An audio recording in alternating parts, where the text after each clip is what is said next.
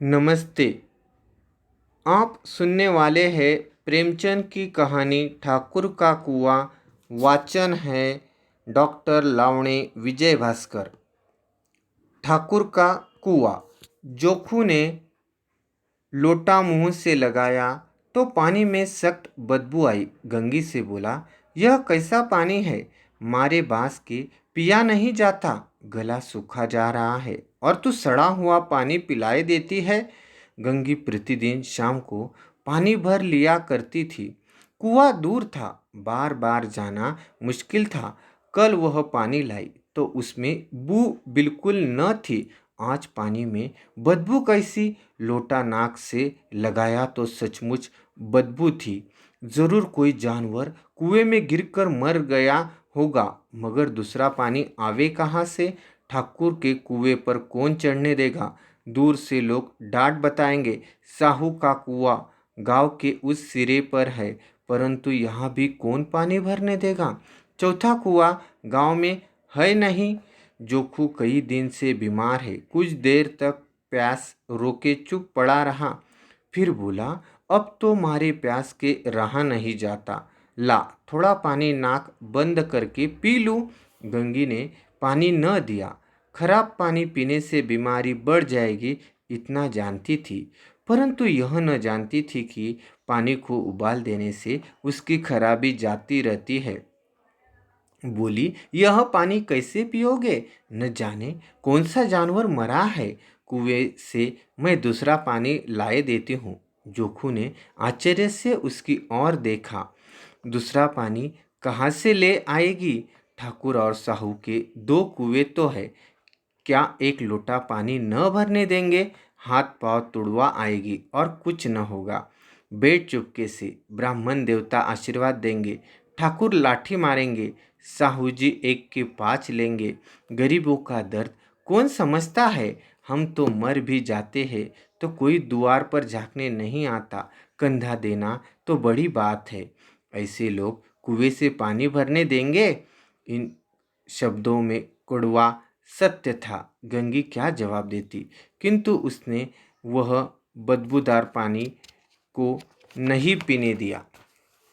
रात के 9 बजे थे। थके मादे मजदूर तो सो चुके थे। ठाकुर के दरवाजे पर 10-5 बेफिक्रे जमा थे। मैदानी बहादुरी का तो अब जमाना रहा है न मौका। कानूनी बहादुरी की बातें हो रही थी, किंतु होशियारी से ठाकुर ने थानेदार को एक खास मुकदमे में रिश्वत दे दी और सांप निकल गए। कितनी अक्लमंदी से एक मोरके के मुकदमे की नकल ले आए। नाजिर और मोहतमिम सभी कहते थे, नकल नहीं मिल सकती। कोई 50 मांगता, कोई 100। यहाँ बेपैसों कौड़ी नकल उड़ा दी। काम करने का ढंग चाहिए। इस समय गंगी कुएं से पानी लेने पहुंची। कुप्पी की धुंधली रोशनी कुएं पर आ रही थी। गंगी जगत की आड़ में बैठी मौके का इंतजार करने लगी। पर कुएं का पानी सारा गांव पीता है, किसी के लिए रोक नहीं, सिर्फ ये बदनसीब नहीं बर सकते। गंगी का विद्रोही दिल रिवाजी पाबंदियों और मजबूरियों पर चोट करने लगा। हम क्यों नीच है और यह लोग क्या ऊंच है? इसीलिए कि यह लोग गले में तागा डाल लेते हैं। यहाँ तो जितने हैं एक से एक छठे हैं। चोरी ये करे, जाल फरेब ये करे, झूठे मुकदमे ये करे। अभी इस ठाकुर ने तो उस दिन बेचारे गडरियों की एक भेड़ चुरा ली थी और बाद में मारकर खा गया। इन्हीं पंडित जी के घर में तो 12 मासों जुआ होता है। यही साहू जी तो घी में तेल मिलाकर बेचते हैं। काम कर लेते हैं, मजूरी देते नानी मरती है। किसी बात में से है हमसे ऊंचे? हाँ, मुंह में हमसे ऊंचे हैं। हम गली गली चिल्लाते नहीं कि हम ऊंचे हैं, हम ऊंचे हैं। कभी गांव में आ जाती हूँ तो रस भरी आंखों से देखने लगते हैं, जैसे सबकी छाती पर सांप लौटने लगता है।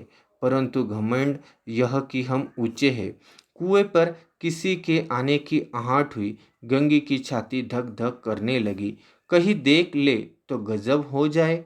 एक लात भी तो नीचे न पड़े। उसने घड़ा और रस्सी उठा ली और झुककर चलती हुई एक वृक्ष के अंधेरे साए में जा खड़ी हुई। कब इन लोगों को दया आती है किसी पर। बेचारे महंगू को इतना मारा कि महीनों लहू थूकता रहा। इसीलिए तो कि उसने बेगार न दी थी। उस पर ये लोग ऊंचे बनते हैं। कुएं पर दो स्त्रियां पानी भरने आई थी। इनमें बातें हो रही थी। खाना खाने चले और हुक्म हुआ कि ताज़ा पानी भर लाओ, घड़े के लिए पैसे नहीं है। हम लोगों को आराम से बैठ देखकर जैसे मर्दों को जलन होती है। हाँ, यह तो न हुआ कि कलसिया उठाकर भर लाते, बस हुक्म चला दिया कि ताज़ा पानी लाओ, जैसे हम लौंडिया ही तो है। लौंडिया नहीं तो और क्या हो तुम। रोटी कपड़ा नहीं पाती, 10-5 रुपए छीन झपट कर ले ही लेती हो। और लौंडिया कैसी होती है, मत जलाओ दीदी।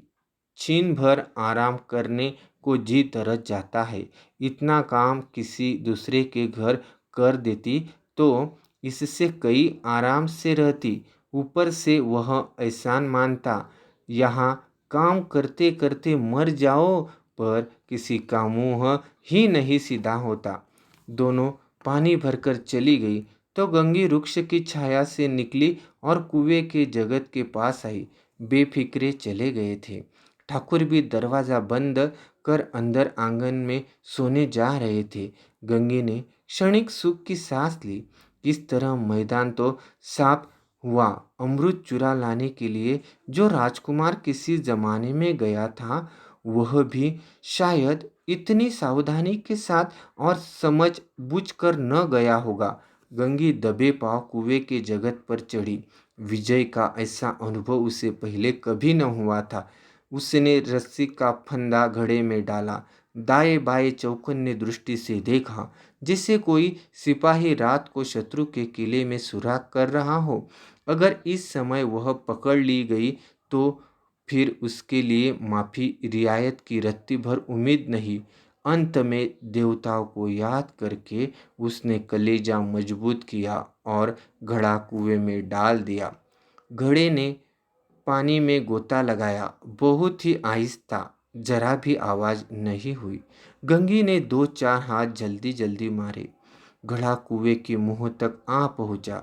कोई बड़ा शहजोर पहलवान भी इतनी तेजी से उसे न खींच सकता था। गंगी झुकी के घड़े को पकड़कर जगत पर रखे कि एकाएक ठाकुर साहब का दरवाजा खुल गया। शेर का मुंह इससे अधिक भयानक न होगा। गंगी के हाथ से रस्सी छूट गई। रस्सी के साथ घड़ा धड़ाम से पानी में गिरा और कई क्षणों तक पानी में हलकारों की आवाजें सुनाई देती रही।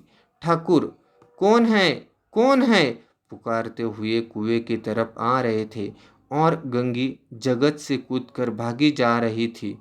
घर पहुंचकर देखा कि जोखू लोटा मुंह से लगाए वही मैला गंदा पानी पी रहा है। अभी आप सुन रहे थे ठाकुर का कुआं। कहानी का वाचक थे डॉक्टर लावणे विजय भास्कर।